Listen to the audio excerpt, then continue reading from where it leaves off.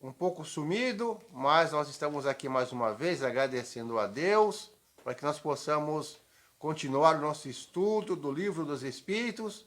Estamos na reta final do estudo, questão 1009, mas como eu sempre falo, nós temos sempre que estar recordando, pegando de vez em quando o livro, com outro prisma, outra visão, lendo de novo, porque a cada leitura um despertar diferente, mesmo sendo o mesmo livro, as mesmas questões, porque a gente vai amadurecendo, a vida vai nos ensinando, e a gente vai tendo um olhar diferenciado.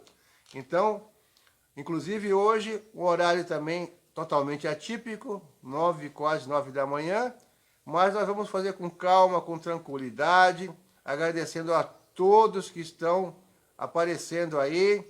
Não esqueci de vocês, não esqueci da doutrina espírita, e sim o dia a dia, porque a gente procura ter a nossa vida de uma forma equilibrada, de uma forma lógica, mas precisamos trabalhar, às vezes trabalhar um pouco mais, e acabamos não tendo aquele horário que nós gostaríamos de mantê-lo sempre o mesmo. Então, como eu sempre falo, até o próximo vídeo. Estamos chegando agora no próximo vídeo. E nós vamos agradecendo a Deus, a Jesus, a todos os amigos que estão assistindo, que irão assistir mais tarde, aqueles que irão compartilhar, tanto aqui no Facebook quanto no canal do YouTube, canal do Reflexo da Luz, onde você poderá assistir, se inscrever se ainda não for inscrito, compartilhar, ajudando a divulgação da doutrina espírita para que mais pessoas possam estar se informando, se consolando e aprendendo, porque nós sabemos que a doutrina espírita é a doutrina consoladora, a doutrina que nos traz muitas informações sobre a nossa vida, sobre as coisas que acontecem com a gente vai aprendendo a nos conhecer melhor. Nada do que nos conhecer melhor para podermos estar entendendo melhor o que se passa com a gente. Elizabeth Cordeiro, quanto tempo que eu não a vejo por aqui? É o trabalho, né? Mudou a foto ou não estou vendo direito? Acho que é isso mesmo, né? Mas seja bem-vinda. Obrigado por estar aí. A Elizabeth, sempre uma das primeiras durante a pandemia, sempre estava lá, participando, assistindo o vídeo, dando um comentário. Um grande abraço para você e para a sua família. Então, estamos já na questão 1009. E ela é composta por vários comentários de vários espíritos, comentário de Platão, comentário de Paulo, o apóstolo, de São Luís, né? Então a gente vai tentar ver se dá para fazer ela inteira hoje, a 1009. Se não der, a gente vai dividir em duas partes. Mas acredito que dê, porque hoje é sábado e são apenas 2 comentários, mas é bastante coisa. Vamos tentar ver o que a gente faz aqui, de acordo com as nossas intuições. É trabalho mesmo, não é mole não, né? A gente não é herdeiro, a gente não ganha na Mega Sena, também não joga quase, para poder ficar só assistindo o vídeo, só estudando, né? Mas a gente compreende e todo mundo tem essa necessidade.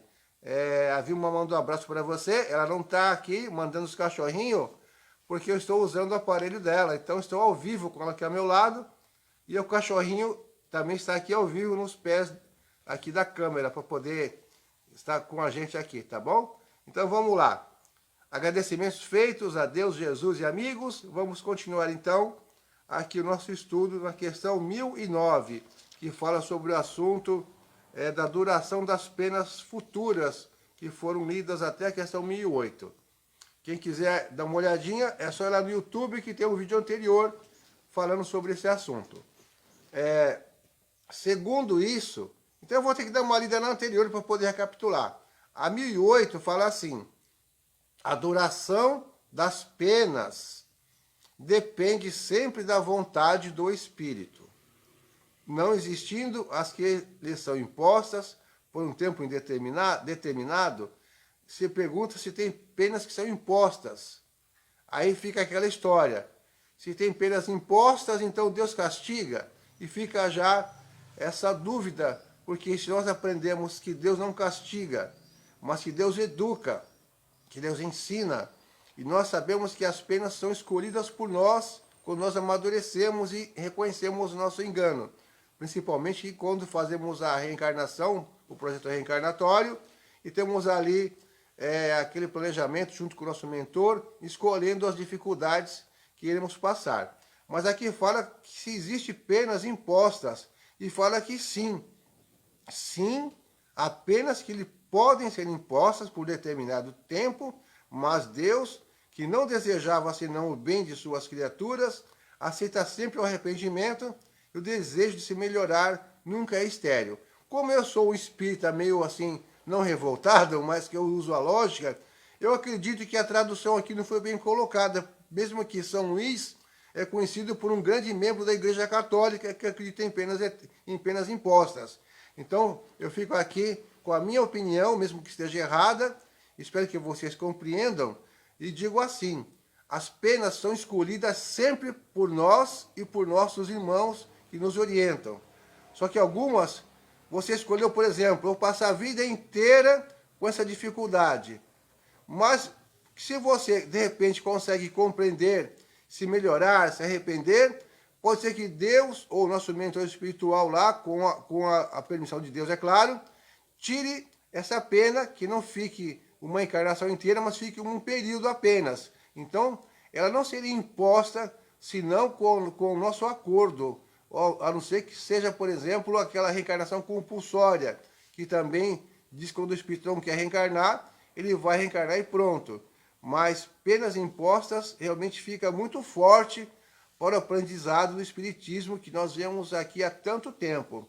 Então eu coloco mais essa resposta aqui por conta de São Luís, que foi e é grande participa muito da doutrina espírita aqui nos livros, mas ele é conhecido como São Luís. Então na cabeça dele, mesmo como espírito, se eu estiver errado, eu me corrigirei na próxima encarnação. Então está a ideia mais católica ainda de penas impostas. Se eu for acreditar em penas impostas, eu vou dizer que Deus castiga e que Deus dá benefício, dá prêmio para quem Ele quiser. E não é assim que a gente aprende. A gente aprende que tudo é conquista nossa, tudo é escolha nossa. Nós temos que passar a aprender, se arrepender e pagar a conta e tudo bem. Mas a conta é quem escolhe a gente. Então, eu tipo que meio que discordo dessa questão 1008. Eu sei que vai ter muita gente que fala, mas o cara está indo contra o livro dos espíritos, sei o quê. Gente, é questão de interpretação. E a gente tem que entender que nós estamos estudando isso a vida toda. Que não tem céu, não tem inferno, não tem purgatório, não tem limbo. E sim tudo estado de consciência. Então seria muito para mim admitir penas impostas. Bom, cada um tome a sua decisão. A minha é essa. Vocês não são obrigados a concordar comigo, jamais. Então, questão 1009 agora sim. Segundo isso, as penas impostas jamais seriam eternas? Consultai o vosso bom senso, a vossa razão. Essa aqui é Santo Agostinho que está colocando essa interpretação. Também da Igreja Católica, né? Vamos ver o que Agostinho falou, se ele foi mais leve que São Luís. Consultai o vosso bom senso, a vossa razão, e perguntai se uma condenação perpétua, em consequência de alguns momentos de erro, não seria a negação da bondade de Deus, que é, com efeito, a duração da vida, mesmo que fosse de 100 anos em relação à eternidade? Eternidade. Compreendeis bem esta palavra? Sofrimento, tortura sem fim e sem esperança, apenas por algumas faltas. Não repugna ao vosso próprio critério semelhante pensamento?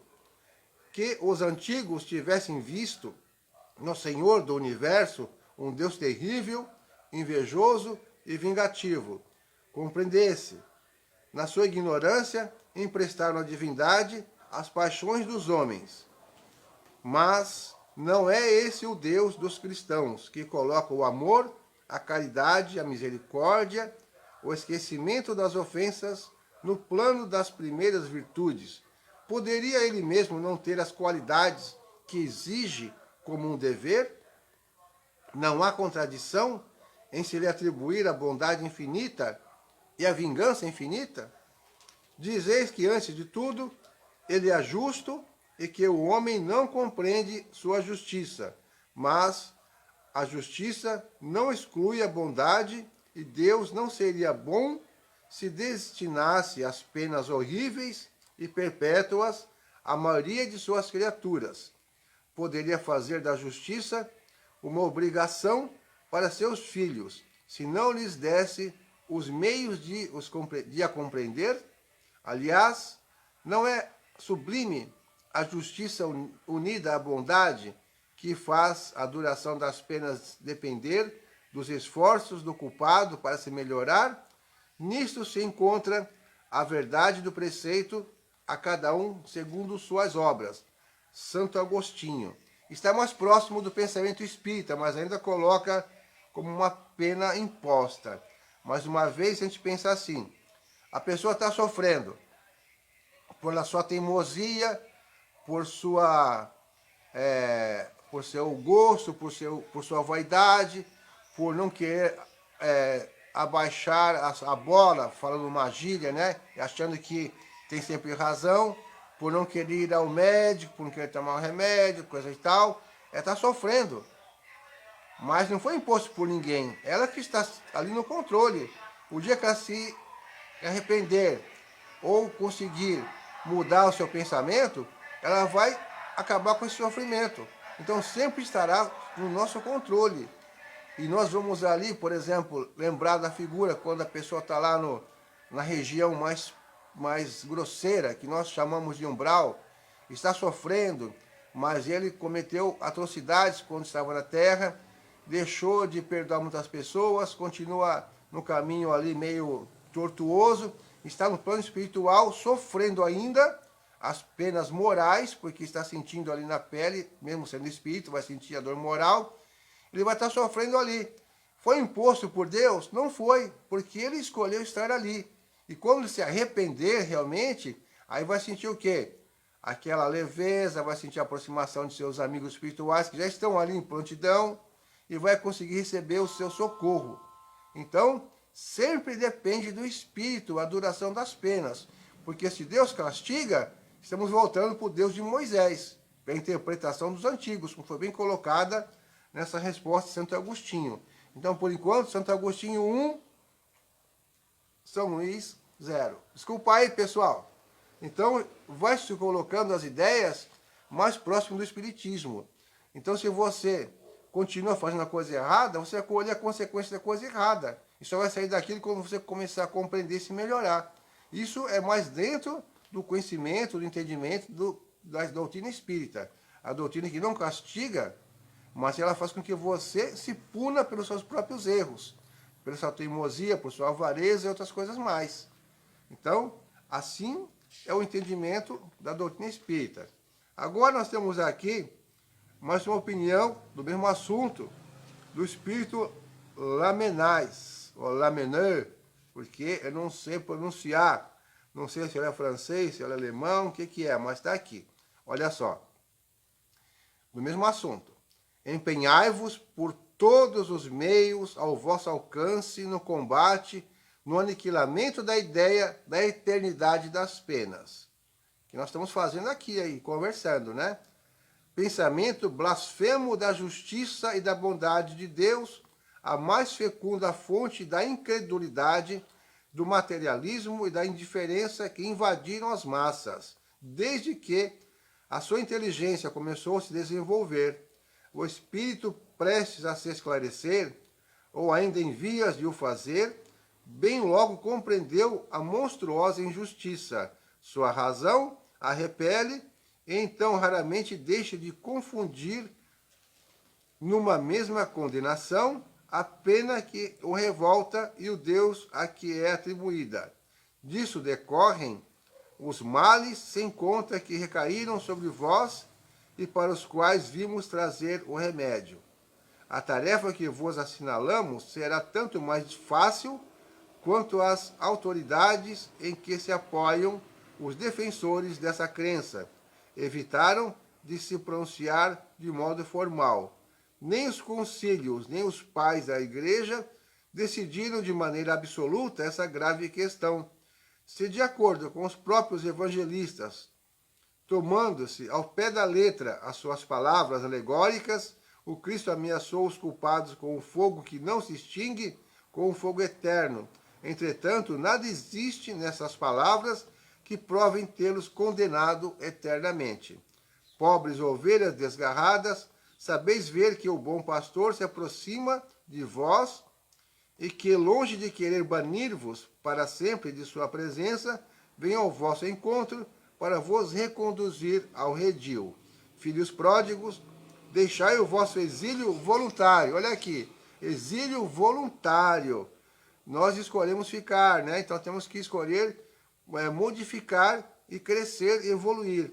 Voltai para a morada paterna, o Pai vos abre os braços e está sempre pronto para festejar vosso retorno à família. Cada vez mais próximos comentários do entendimento espírita ou kardecista. Nós escolhemos esse exílio voluntário. Nós escolhemos o que nós estamos vivendo. E nós temos que compreender se estamos realmente passando por maus bocados. Nós precisamos mudar, repensar, reeducarmos, aprender de novo para poder sair dessa linha de dor, dessa linha de incerteza, de medo, ou seja, instruindo-nos, ou seja, aquele velho jargão espírita, espírita, amai-vos, instruí-vos, é muito importante e muito verdadeiro. Será que dá tempo para mais um? Agora viria quem? Viria o Platão. O que vocês acham? O Platão é pequenininho? Vamos ver o que o Platão, um grande filósofo, disse desse assunto das penas eternas. Mais uma vez, ó, cada vez mais dentro da nossa ideia. Guerra de palavras. Ou seja, são as palavras que são entendidas, interpretadas e acabam brigando por palavras. Guerra de palavras. Repetiu, guerras de palavras. Não tendes feito verter bastante sangue? Será ainda necessário reacender as fogueiras? Discutem-se as expressões eternidade das penas, eternidade dos castigos. Não sabeis então que aquilo que hoje entendeis por eternidade, os antigos não o entendiam da mesma maneira? Tempos e tempos, interpretações diferentes das mesmas palavras. Então, que o teólogo consulte as fontes e, como todos vós, descobrirá que o texto hebreu não dava à palavra o mesmo sentido que os gregos, os latinos e os modernos traduziram por penas sem fim, irremissíveis. A eternidade dos castigos corresponde à eternidade do mal. Sim, enquanto existir o mal entre os homens, subsistirão os castigos, ou seja, as coisas que acontecem com as pessoas que estão na sintonia do mal. E a consequência, a colheita de cada um. É em sentido relativo que se deve interpretar os textos sagrados. A eternidade das penas é, portanto, relativa e não absoluta. Dia virá em que todos os homens se revestirão pelo arrependimento da roupagem da inocência, e nesse dia não haverá mais gemidos ou ranger de dentes. Vossa razão é limitada, isso é verdade, mas tal qual representa um presente de Deus, e com a ajuda da razão não haverá um só homem de boa fé que compreenda de outra maneira a eternidade dos castigos. A eternidade dos castigos, como teríamos então de admitir que o mal fosse eterno, mas só Deus é eterno e não poderia ter criado o mal eterno, pois se assim não fosse, teremos de destituí-lo do mais belo dos seus atributos, o soberano poder, porque deixa de ser soberanamente poderoso, o que pode criar um elemento destruidor de suas próprias obras. Humanidade, não mergulhes mais o teu sombrio olhar nas profundezas da terra, buscando os castigos. Chora, espera, espia e refugia-te no pensamento de um Deus intimamente bom, absolutamente poderoso e essencialmente justo. Platão, mais a lógica, né? E nós teremos aqui mais um, mais dois. O que vocês acham? E aí, vamos terminar? Sabadão?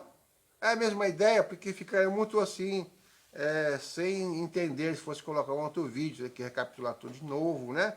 Então agora, nós vamos ler aqui a opinião de Paulo, o apóstolo. Gravitar para a unidade divina, esse é o objetivo da humanidade. Para atingi-lo, 3 coisas são necessárias: a justiça, o amor e a ciência. 3 coisas lhe são opostas e contrárias: a ignorância, o ódio e a injustiça. Pois bem, em verdade vos digo que mentis a esses princípios fundamentais ao comprometer a ideia de Deus com o exagero de sua severidade e duplamente comprometeis, deixando penetrar no espírito da criatura o pensamento de que ela possui mais clemência, mansuetude, amor e verdadeira justiça do que costumais atribuir ao ser infinito. Destruís mesmo a ideia do inferno, tornando-a ridícula e inacessível às vossas crenças, como é para os vossos corações o horrendo espetáculo das execuções, das fogueiras e das torturas da Idade Média. Mas como? É quando a era das represálias cegas já foi superada pelas legislações humanas que esperais mantê-las numa forma ideal? Crede-me, irmãos, em Deus e em Jesus Cristo. Crede-me, ou resignai-vos a deixar perecer nas vossas mãos todos os vossos dogmas, para permitir a sua alteração, ou então vivificai-os, abrindo-os aos benefícios, aos benéficos eflúvios que os bons espíritos derramam nesse momento sobre eles. A ideia do inferno, com suas fornalhas ardentes, com suas caldeiras ferventes, pode ser tolerada ou admissível num século mitológico. Mas no século XIX, imagina no XXI então, hein? Não passa de vão fantasma que só serve para amedrontar as criancinhas, e no qual essas mesmas já não acreditam quando se tornam um pouco maiores, persistindo nessa mitologia apavorante, engendrais a incredulidade, origem de toda a desorganização social. Eis porque tremo ao ver toda uma ordem social abalada e a ruir sobre as próprias bases por falta de sanção penal. Homens de fé ardente e viva, vanguardeiros do dia da luz ao trabalho, pois não para manter velhas fábulas atualmente desacreditadas, mas para reavivar e revitalizar a verdadeira sanção penal sob forma que correspondam aos vossos costumes, aos vossos sentimentos e às luzes da vossa época.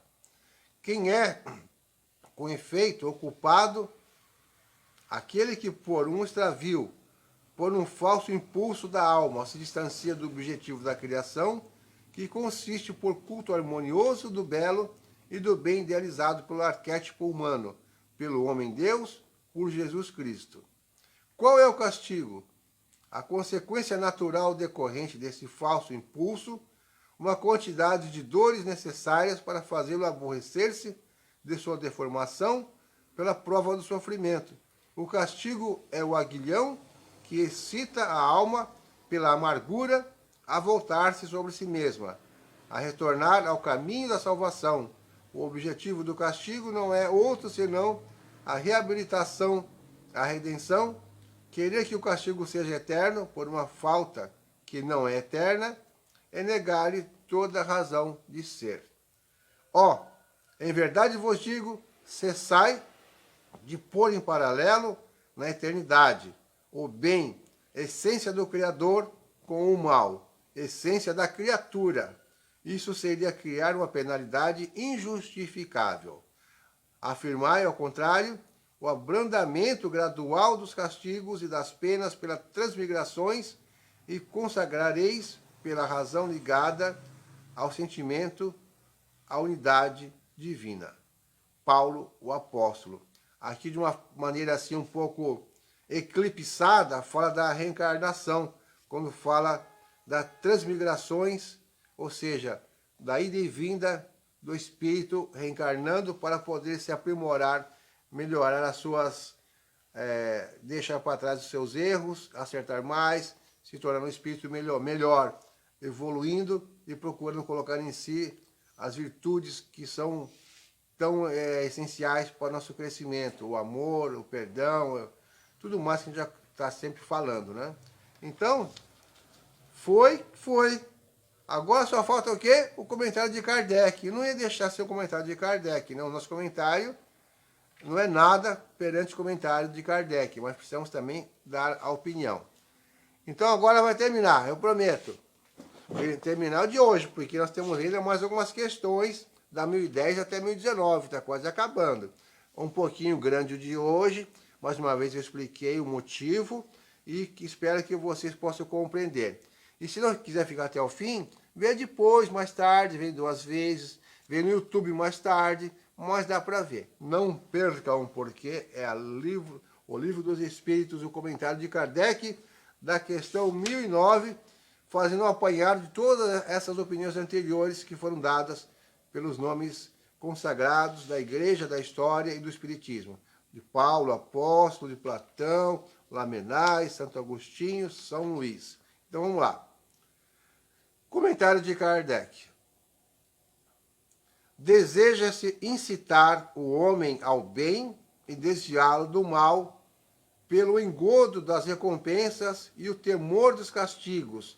Mas se esses castigos são apresentados de maneira que a razão repele, não terão sobre ele nenhuma influência. Longe disso, ele rejeitará tudo, a forma e o fundo, que se lhe apresente, pelo contrário, o futuro de uma forma lógica, e ele não recusará.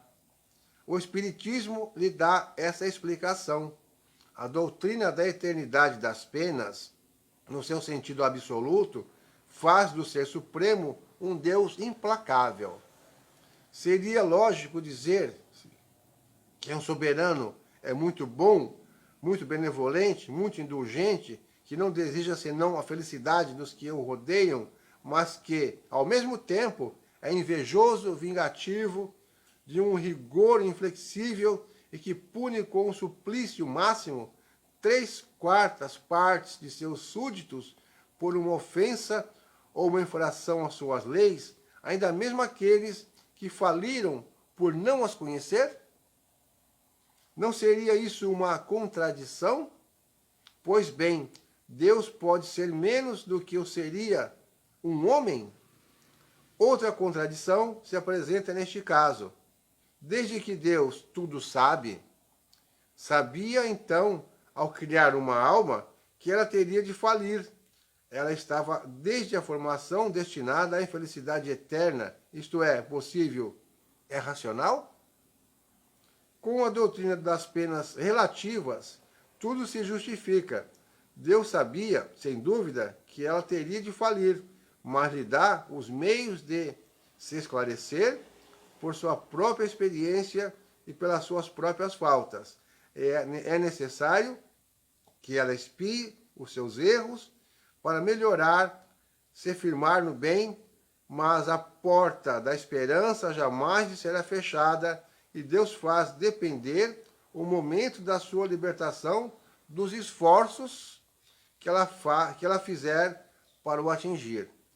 Eis o que todos podem compreender, o que a lógica mais meticulosa pode admitir. Se as penas futuras tivessem sido apresentadas dessa maneira, haveria muito menos céticos.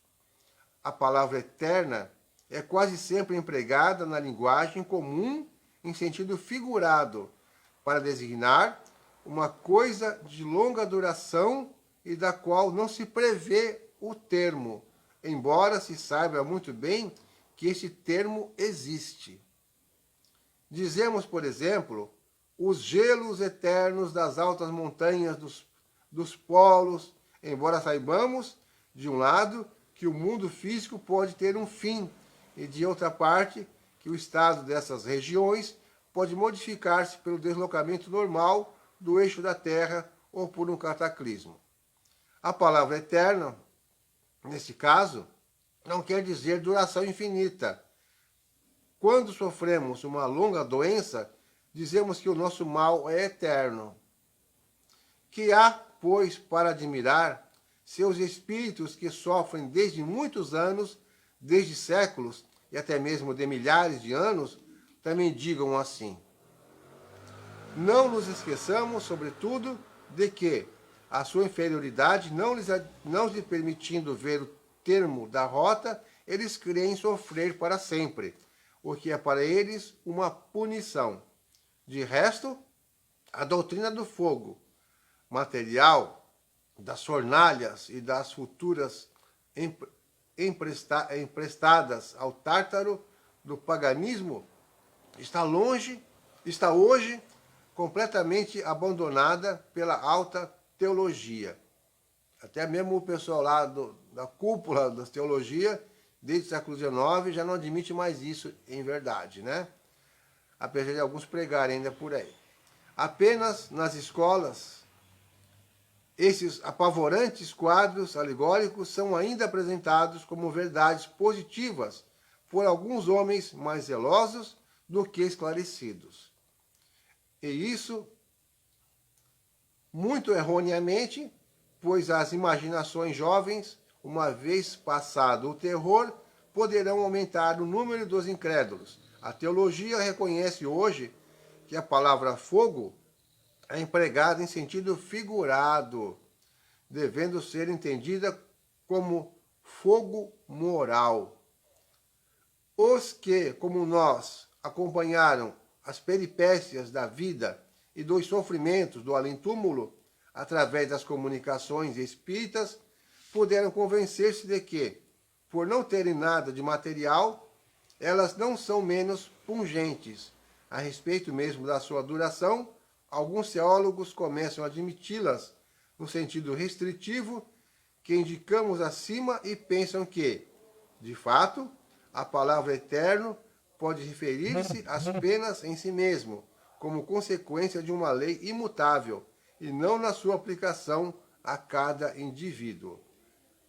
No dia em que a religião admitir essa interpretação, bem como outras que são igualmente a consequência do progresso das luzes, reconduzirá a seu seio muitas ovelhas desgarradas.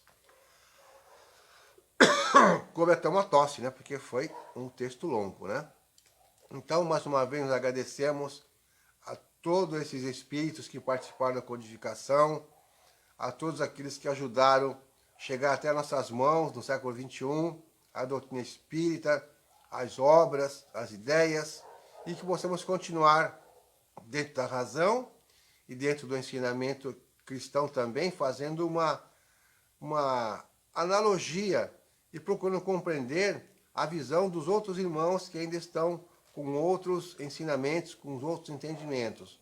Mais uma vez, a doutrina espírita é como esse fechamento aqui de Kardec, bastante lógico, bastante, às vezes, vamos dizer assim, cientista, né? Científico, porque se as penas eternas existissem, nós iríamos dizer que Deus não perdoa, não é verdade?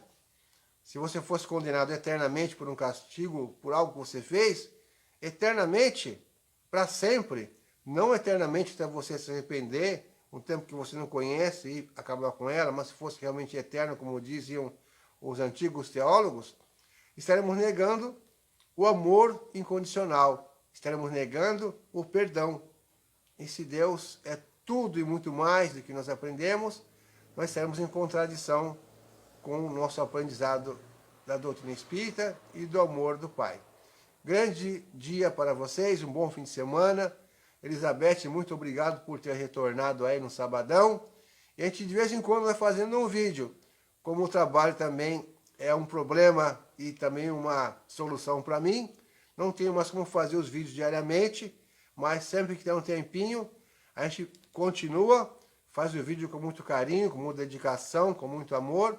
Estamos colocando, como sempre, ao vivo no Facebook. E assim que dá um tempinho, a gente edita ele Na verdade, vai na íntegra, só colocamos ali o cabeçalho e o final e colocamos no canal Reflexo da Luz no YouTube. Um bom fim de semana para todos, um grande abraço, obrigado por tudo e fiquem com Jesus.